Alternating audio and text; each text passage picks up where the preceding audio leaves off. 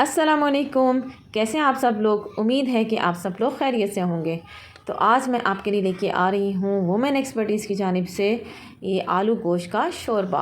और ये बहुत ही मज़ेदार और बहुत ही जल्दी से बनने वाला, और जो नए सीखने वाली मेरी बेटियाँ हैं, बहनें हैं, उनके लिए भी बहुत ही आसानी से ये बन जाने वाला सालन है, जो कि आपको बहुत ही अच्छा लगेगा इंशाल्लाह।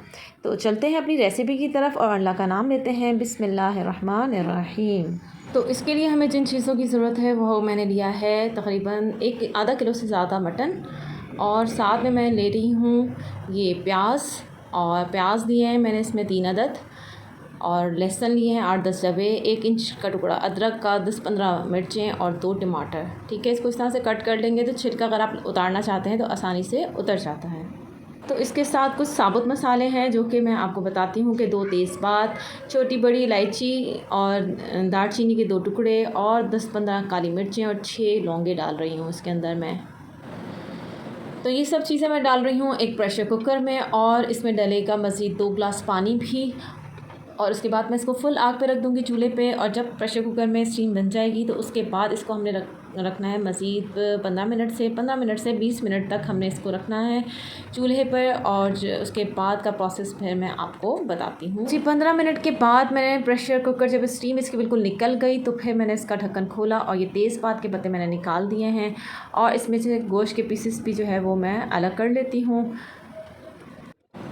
ये गोश्त के पीसेस मैंने अलग कर लिए, और अब क्या मैंने किया है कि जो जितनी यखनी बनी थी इसको एक छन्नी में मैंने छान लिया और यखनी अलग कर ली, और ये जो इतना मटेरियल था वो अलग कर लिया, और इसको मैं डालूँगी ये जग में, और इसको मैं करूँगी ब्लेंड, ताकि जो है ये अच्छे सा स्मूथ सा, इसकी वजह से हम जो शोरबा बनाएंगे वो बहुत अच्छा सा बनेगा।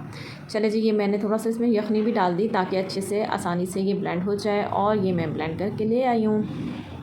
अब इसी प्रेशर कुकर में मैंने डाला है तकरीबन आधा कप ऑयल का, और ऑयल को जब हम गरम कर लेंगे तो इसमें जो ब्लेंड किया हुआ मैंने मसाला था वो सब मैं इसमें डाल दूँगी। ऑयल गरम हो गया है और ये ब्लेंडेड मसाला मैंने इसमें डाल दिया है, और क्योंकि गरम ऑयल में हमने डाला तो बहुत जल्दी से ये इसकी मसाले की भुनाई भी हो गई। और इसमें सबसे मेन काम इस मसाले की भुनाई है। अगर अच्छे से मसाला भुन जाए तो फिर बहुत ही मज़ेदार ये शोरबा बनेगा, और अगर मसाले में थोड़ी कजी रह जाती है तो फिर थोड़ा सा टेस्ट में कमी रह जाएगी।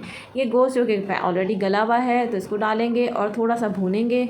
तो जी, ये गोश्त भुन गया है, और गोश्त भुनने के बाद इसके अंदर थोड़ी सी देर बस भूनना है, और इसमें डालूंगी मैं अब आलू मैंने छील लिए थे, 2 अदद आलू डाले हैं मैंने। आप अपनी मर्ज़ी से इसको कम या ज़्यादा भी कर सकते हैं। तो अब इसके अंदर मैंने डालने हैं स्पाइसेस 1 टेबल स्पून लाल मिर्च, 1 टेबल स्पून इसमें सॉल्ट, हाफ़ टी स्पून इसमें जा रहा है पेपरिका पाउडर, और हाफ़ टी स्पून हल्दी, और आधा टेबल स्पून ही मैं इसमें डाल रही हूँ। कोई भी जो पैकेट मसाला होता है वो डाल दें। मैं कोरमा मसाला डाल रही हूँ, इससे बहुत ही अच्छा फ्लेवर आता है। अच्छे से ये मसाला भून गया है, तो अब इसमें मैं डाल रही हूँ आधा गिलास यखनी जो बच गई थी वो डाल रही हूँ, और 1.5 गिलास इसके अंदर जा रहा है पानी। और इन सब चीज़ों को मिक्स करने के बाद मैं इसको रख दूँगी 10 मिनट के लिए दम पर, या इतनी देर के लिए कि जो ये आलू हैं वो गल जाएँ।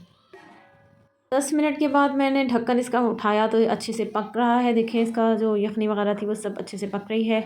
तो अब मैं चेक करती हूँ कि आलू और गोश्त गल गया है या नहीं गला है। अगर गल गया है तो बस इसके बाद बस थोड़ी सी देर के लिए और इतनी देर पकाऊंगी कि जो तरी है, ऑयल है, वो ऊपर आ जाए। तो ये शोरबा, आलू गोश्त शोरबा बिल्कुल डन है, और फिर मैं आपको सर्विंग करके बताऊँगी। तो आलू भी गल गए हैं और गोश्त भी गल चुका है। ये देखें, हड्डी और जो गोश्त अलग हो चुका है। तो अब मैं इसको थोड़ी सी देर और रखती हूँ कि ये तरी इसके ऊपर आ जाए और ख़ूबसूरत इसकी लुक हो जाए। तो अब मैं इसमें डाल रही हूँ धनिया, और इसको आपको सर्व करके दिखाऊंगी।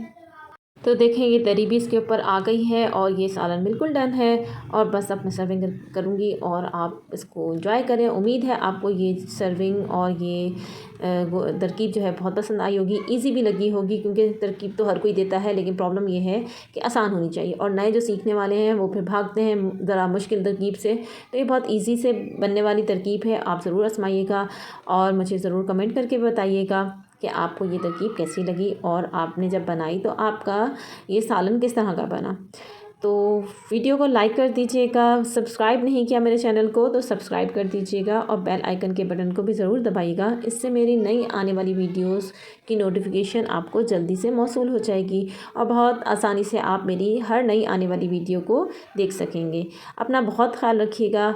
अगली वीडियो तक ज़िंदगी रही तो फिर मुलाकात होगी। अल्लाह हाफ़िज़।